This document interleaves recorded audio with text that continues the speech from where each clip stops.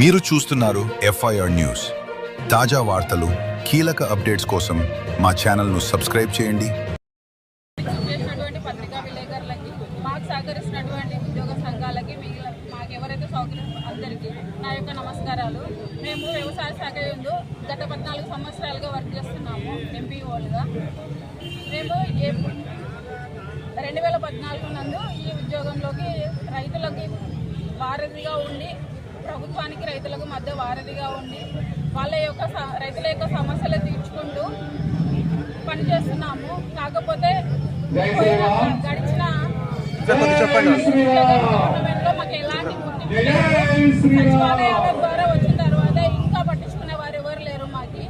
వారితో పాటు మాకు కూడా సమాన పనికి సమాన వేతనం ఇవ్వవలసిందిగా కోరుతున్నాము. ఈ గవర్నమెంట్లోనే ఎప్పుడైతే చంద్రబాబు సార్ గవర్నమెంట్లో అయితే ఎక్కినామో, మళ్ళీ అదే గవర్నమెంట్లో కూడా మాకు న్యాయం జరుగుతున్న ఆశతో ఇప్పుడు ఇక్కడికి రావడం జరిగింది. కాబట్టి ఈ విషయాన్ని గుర్తుపెట్టుకొని కాస్త మా యందు దయ ఉంచి మాకు న్యాయం చేస్తారని ఈ విధంగా మీకు విన్నవించుకుంటున్నాము. మా డిమాండ్స్ వచ్చేసి సమాన పనికి సమాన వేతనము, ఉద్యోగ భద్రత కల్పించాలి, చైల్డ్ కేర్ సీల్స్ అందించాలి. అలాగే నిధి పోర్టల్ ద్వారా కాకోకుండా పాత పద్ధతిలోనే CFMSI ద్వారా మాకు శాలరీస్ అందించగలరని కోరుతున్నాము. నా పేరు రాజేశ్వరి, మంత్రాలయ మండలం. ఈరోజు ఇక్కడ విచ్చేసిన పత్రికా విలేకరులకు, అగ్రికల్చర్ డిపార్ట్మెంట్ ఎంపీఓ ఉద్యోగస్తులకు అందరికీ నమస్కారాలు. నేను ఆంధ్రప్రదేశ్ ప్రభుత్వ ఉద్యోగ సంఘం తరఫు నుంచి మాట్లాడుతున్నాము. ఈ అవకాశాన్ని ఇచ్చిన అందరూ నా యొక్క కృతజ్ఞతలు. ముఖ్యంగా ఈ ఎంపీఓస్ గత 14 సంవత్సరాలు 10 సంవత్సరాల నుంచి ఈ ఉద్యోగంలో చేరారు. కానీ వీళ్ళు అవుట్సోర్సింగ్ సమానంగా ఇస్తున్నారు.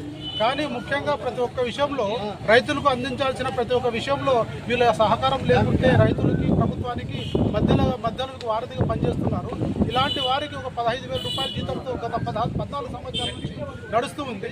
కాబట్టి వీళ్ళ ముఖ్య డిమాండ్స్ ఏమంటే సమాన పనికి సమాన వేతనం, అంటే కనీస వేతనం 35,000 రూపాయలు చెల్లించాలని, తర్వాత గవర్నమెంట్ రెగ్యులర్ ఉద్యోగాలు రెగ్యులర్ చేయాలని, రెగ్యులర్ చేస్తే వీళ్ళకు చైల్డ్ కేర్ లీవ్ కానీ మిగతా అన్ని అలవెన్స్లు వస్తాయని, ఈ కాల రూపాయల మనకు ప్రతి ఒక్కటి ధరలు ఆకాశిస్తున్నాయి.